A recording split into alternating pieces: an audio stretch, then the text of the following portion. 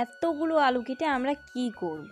তো hello everyone, আমি তোমাদের সুমনা চলে এসেছি আরও একটি মিনি ব্লগ নিয়ে। তো আজকে আমরা সন্ধ্যাবেলায় বসে পড়েছি আলু কাটতে। মানে এতগুলো আলু দেখে তোমাদের মনে নিশ্চয়ই প্রশ্ন জাগছে যে এতগুলো আলু আমরা কি করব। তো এতগুলো আলুর কিন্তু আমরা পাঁপড় দেবো। হ্যাঁ বন্ধুরা, তোমরা কিন্তু যেই পাঁপড়গুলো বাজার থেকে কিনে খাও, আমরা কিন্তু গ্রামে সেগুলো বানাতেও পারি। তো এই দেখো, এই আলুগুলো আমাদের কাটাও হয়ে গেছে। এগুলো কিন্তু একটু সেদ্ধ করে শুকিয়ে দিলে তারপর হয়ে যাবে কিন্তু আমাদের আলুর পাঁপড়। এই আলুর পাঁপড়গুলো খেতে কিন্তু মন্দ নয় বন্ধুরা, তোমরাও একটু বাড়িতে ট্রাই করে দেখতে পারো। এই পাঁপড়গুলো কিন্তু বরাবরই বাজারের আলুর পাঁপড়ের মতন একদম খেতে। আর আমরা কিন্তু এই পাঁপড়গুলো খেতে খুবই ভালোবাসি। আর আজকে দুপুর দুপুর আমার স্নানও হয়ে গেছিলো তাড়াতাড়ি, আর মা এখানে ভাত নিয়েও চলে এসেছে। তো আমাদের আজকে মেনুতে রয়েছে মাংস ভাত। তো তোমরা কারা কি আর আমার মিনি ব্লগগুলো তোমাদের কেমন লাগছে অবশ্যই কিন্তু কমেন্টে আমাকে জানিও। ভালো লাগলে লাইক শেয়ার সাবস্ক্রাইব করে দিও। তো চলো টাটা, দেখা হচ্ছে পরের ভিডিওতে।